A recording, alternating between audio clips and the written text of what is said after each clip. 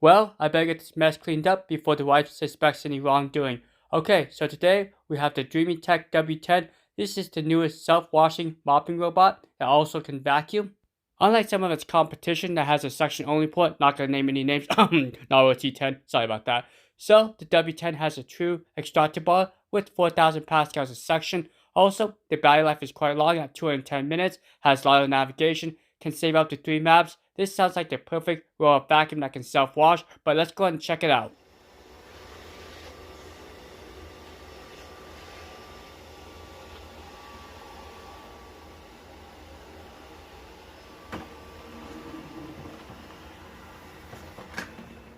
Start cleaning off pad. Start charging.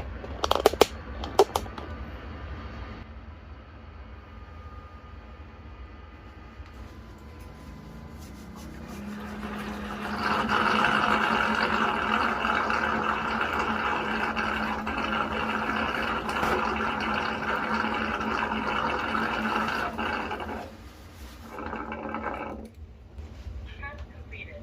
Please empty waste tank tightly. Start dehydrating mop pad.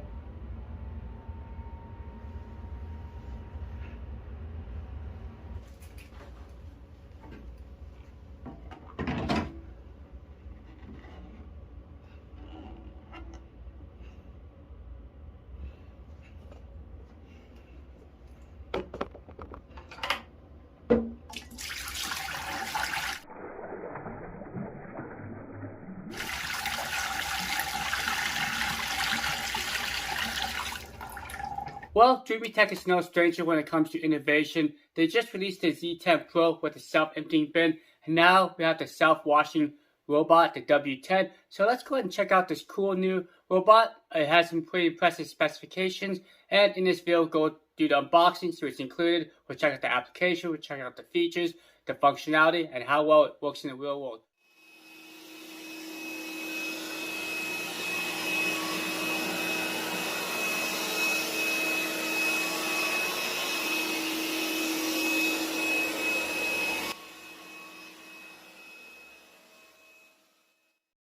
So the W10 has two counter-rotating mopping pads which spin about 180 times per minute. No, I did not directly test this, but I take DreameTech's word for it. It was in their brochure. Okay, so basically I have some dried up ketchup, I have some dried up chocolate milk, and also some coffee stains. It did fine with the coffee stains and also the dried up milk, but for the dried up ketchup, kind of struggled with it. But after a second pass, it did a little bit better.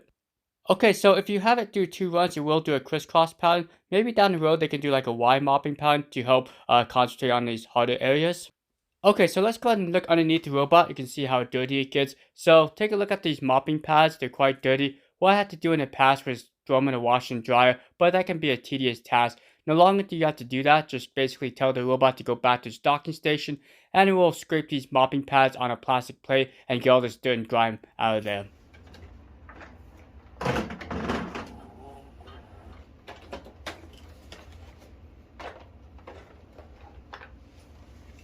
Mop pads removed.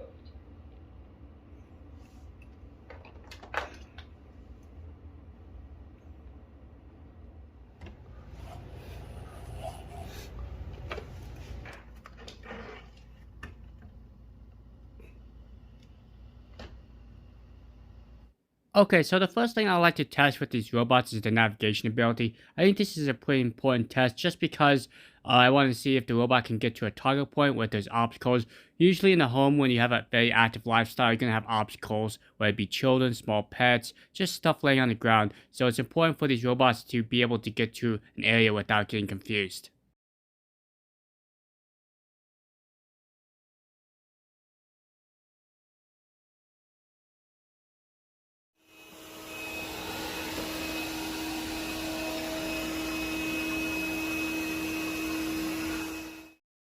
Okay, sometimes you have to block off the areas because some of these robots will actually get pretty smart and try to take the path of least resistance, or they'll take a path of an alternate route, which is pretty good, especially if a path is blocked. Okay, so for the W10, the navigation is pretty good. It does have a lot of navigation, so as long as the object is large enough for the LiDAR sensor to pick it up, we'll actually be able to actively go around the object without bumping into it. So stick around till the end of this video. There's a lot of cool features that I'm going to talk about with the W10. For example, this has a fast map option. So what it allows the robot to do is map out an entire floor plan in about 10 to 15 minutes instead of taking 2 to 2.5 hours.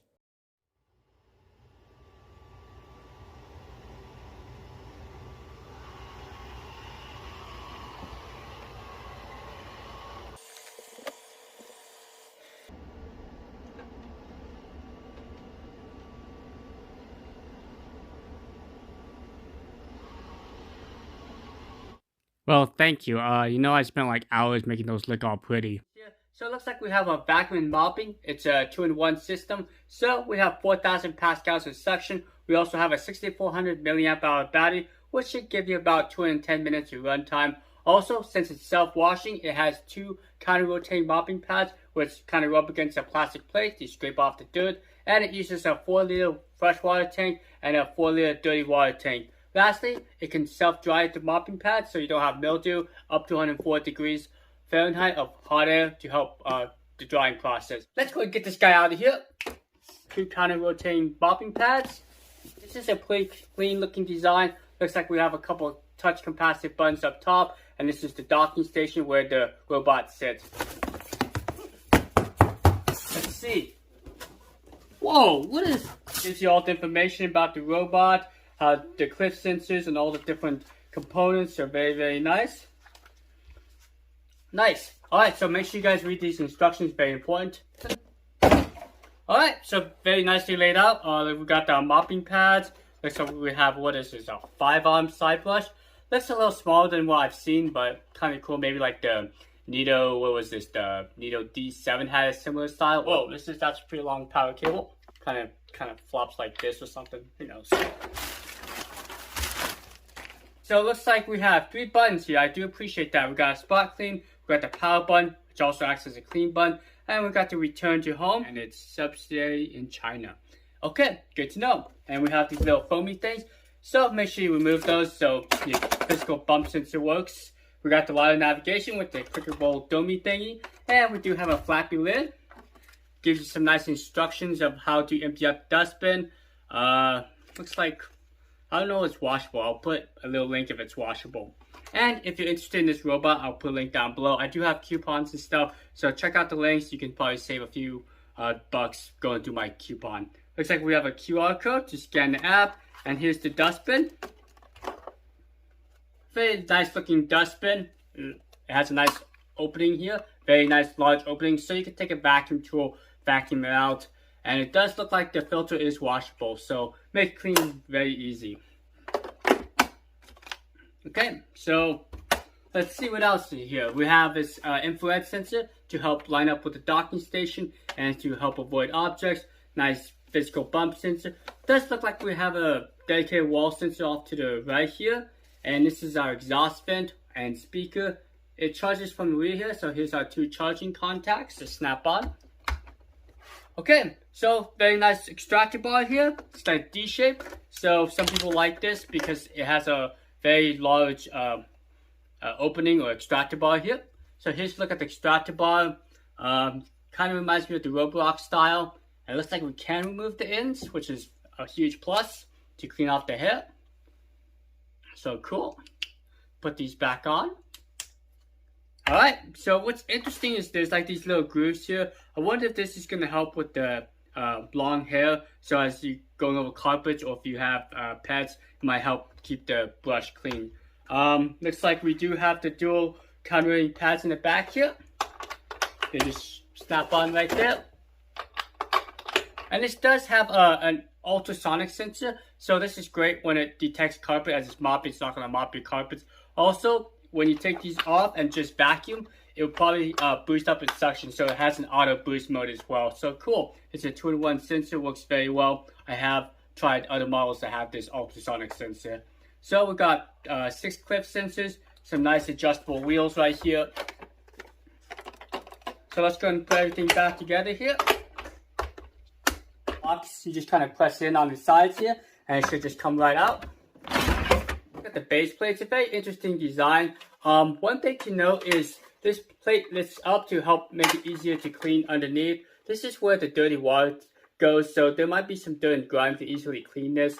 Also, these two raised ridges allow the mopping pads to counter-rotate and scrape the dirt off. Now, this is where the robot sits. There's some nice grooves for the traction of the wheels, and it docks from the rear. You have it nice and snug, just kind of snap these plastic clips back in. Should hear a click. And one thing you may notice is there's actually wheels on the side here to help guide the robot back in. Alright, let's go and take a quick look around. So one thing I do notice is there's no way to wrap the cable around. Kind of a downside. I kind of wish there's like a little extension or something so you can just wrap the cable around. Under to 240 volts. So yes, you can take this overseas. It works basically anywhere. Just get the correct prong adapter. And you can open up this top here. And here's the two water tanks. These are 4 liters each. And we have a nice little touchscreen right here. Looks like we have a return to home and we have a play pause with the water tank. Here's a look inside. Looks like we do have a couple ports for the fresh water, dirty water. And I'm not sure what this is, but that's everything that's in here. Nothing too crazy about it. Looks like it draws the water from the bottom here. There's a filter, so keep an eye on this. Make sure it's nice and clean. The fresh water goes in and through the base, and looks like the dirty water goes from the top here. And there is a little sensor right here, so once this lifts up, it will let you know that it's full and it won't overfill this dirty water tank. There's some nice clips to open up the tank. Nice large opening so you can dump it out. Hold on 1 second. Network connected successfully. Start mapping.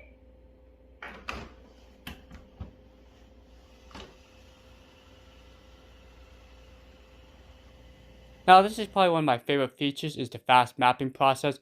Now I've only seen this feature on a handful of other vacuums. So usually it takes about 2 to 2.5 hours to fully map out my 2,700 square foot home. Now, with this new feature, it only takes about 10 to 15 minutes. This definitely cuts down on time, especially if you have to create multiple maps, maybe for the basement, the upstairs. With this particular model, you can save up to 3 different maps. Start charging. Mapping completed. So right now, the W10 is drying its mopping pad. You may be able to hear this in the background. And it's at 104 degrees, and it takes about 2 hours to do this process. So the robot does use the Mi Home app, and what's interesting about the Mi Home app is it's a very widely used application where a lot of companies use, like Xiaomi, Roblox, and even the DreameTech Z10 Pro, L10 Pro uses the same application.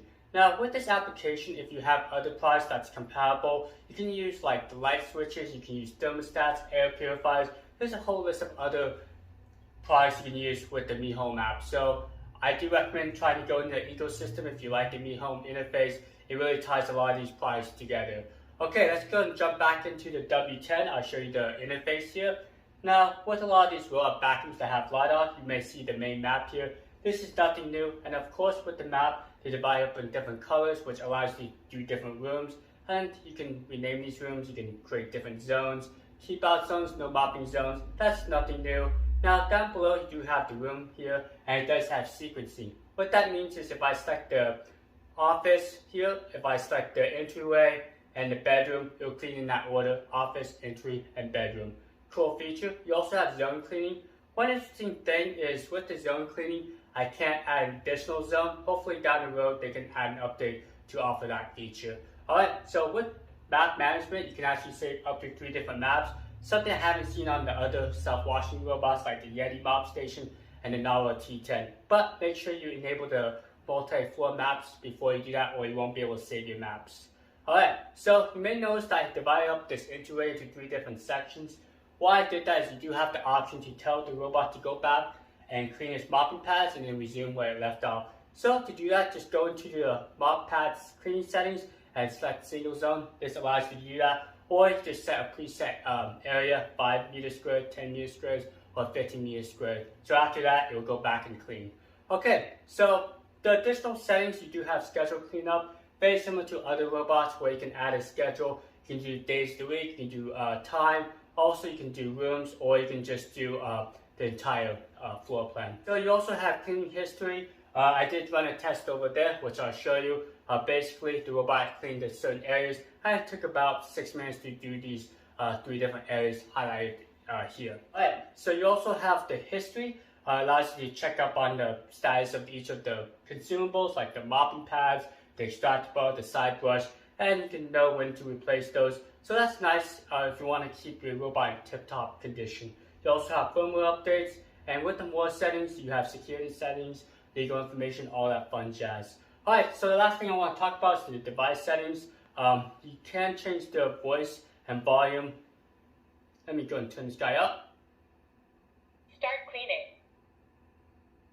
Let me turn it down. Start cleaning. And it has different languages as well. Alright, you also have child lock, and you can enable carpet boost. So without the mopping pads, as it goes on carpet, it will boost up its suction up to 4,000 pascals. Alright, so that's just a quick look at the application here. Let's go and show you some of the footage of the W10 running, and I'll give you my final conclusion and see if I like it or not.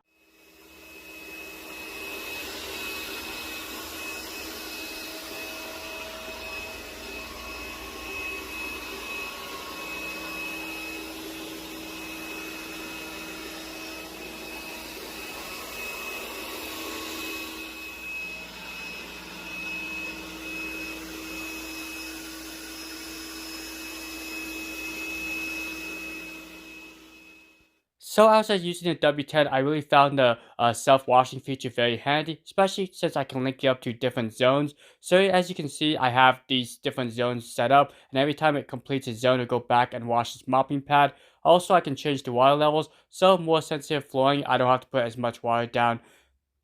You may notice that carpet avoidance sensor in action.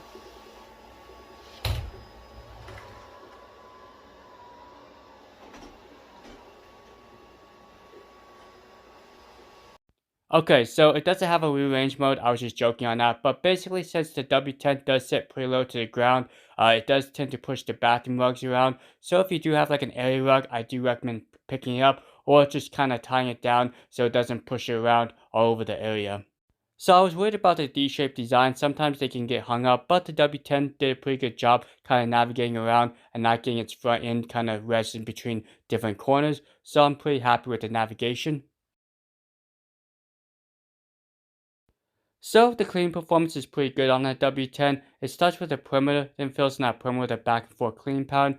Now with area mode, can have the robot vacuum clean twice, and it will do a crisscross pattern. So the robot can climb up to 1.8 centimeters of thresholds, so I had no problems getting on these rubber mats. I do like the side brush on the W10. I kind of wish there was 2 of them, but despite the smaller size, they did a pretty good job getting the dirt and debris away from the baseboards. Hopefully down in the future, they can make it a little bit bigger, so it can get underneath my dishwasher.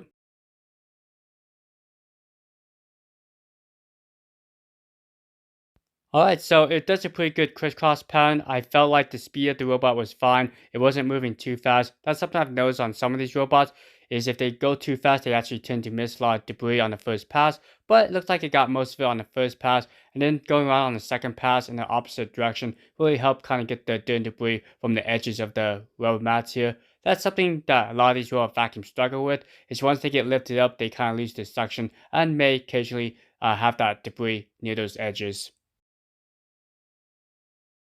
Okay, now we're going to take the same area and add some obstacles. Now you can see that it does a pretty good job recognizing most of the obstacles.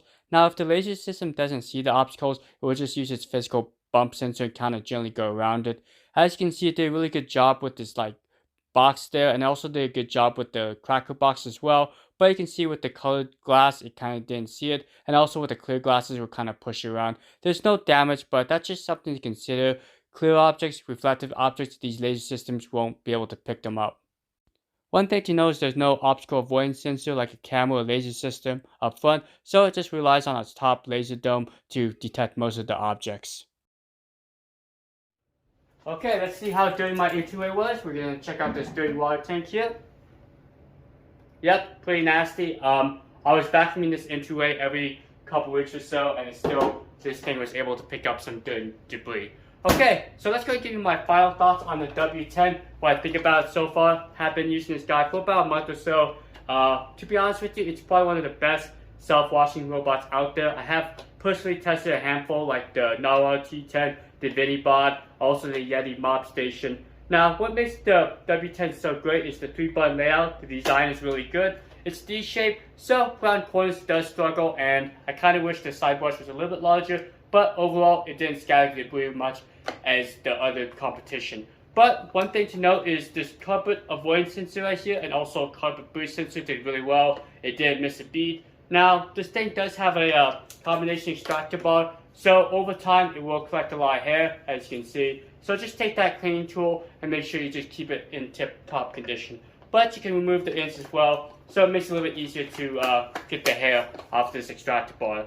Now, like with a lot of these self-washing mopping robots rotating pads, you have to physically remove them. So, if you want a vacuum carpet, make sure these guys are removed or the robot won't go on your carpet. Alright, so, do I recommend the W10? Yes, if you want the best features, every possible feature, well, the W10 is hard to beat. Granted, it doesn't have the self-emptying capabilities, but I find that if you want a good washing robot, which basically provides a hands-off experience, well, the W10 is hard to beat. So, thanks so much for watching. You guys have a great rest of your day. I'll catch you guys later. Adios. Be safe out there. Put a link down below if you want the W10. Alright, see you later.